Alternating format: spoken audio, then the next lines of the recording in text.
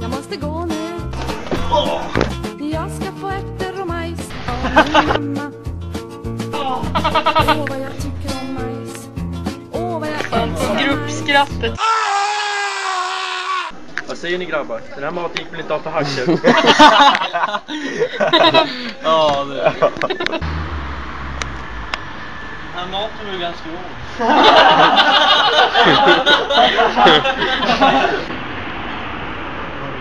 Ja, vad säger ni grabbar? Det här får jag om va?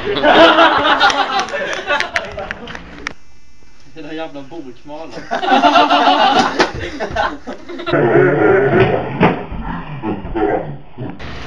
Hur mår ni? Hur mår ni grabbar? Ja, bra. Ja. Det är inte så att ni funderar på att gräva ner er?